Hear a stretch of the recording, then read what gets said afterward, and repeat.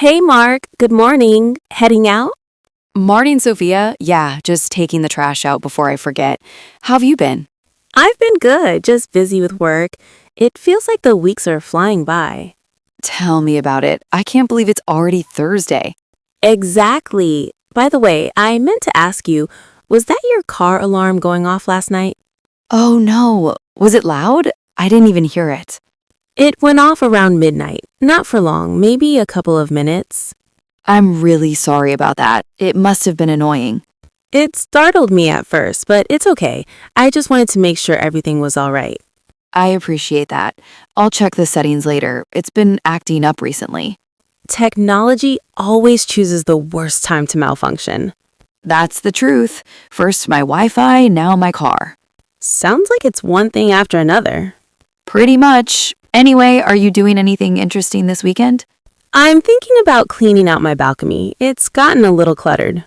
I know the feeling. I keep meaning to organize my storage room, but I never get around to it. Same here. I always say I'll do it next weekend.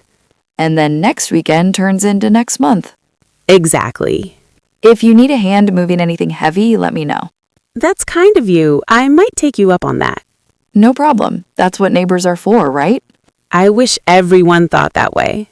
Have you met the new couple downstairs yet? Briefly, they seem friendly. Yeah, I ran into them in the elevator. They just moved in last week. It's nice when the building feels welcoming. Definitely. Makes a big difference. Oh, before I forget, are you still okay with receiving my package if it arrives while I'm at work? Of course. Just text me when it's out for delivery.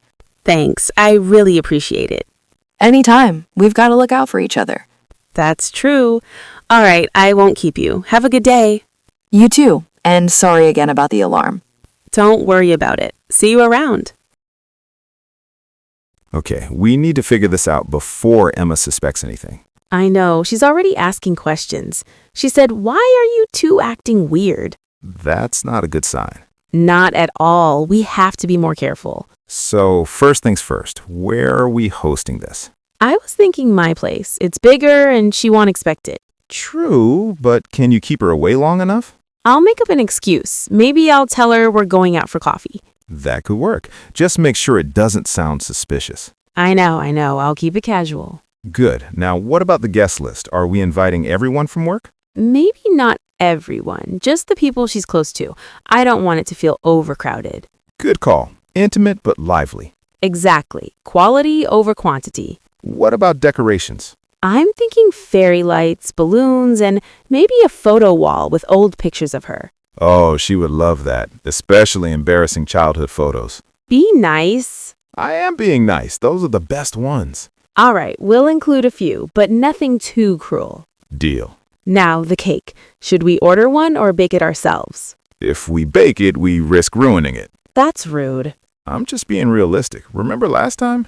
Okay, fair point. Let's order from that bakery she likes. The chocolate hazelnut one. Yes, she talks about it all the time.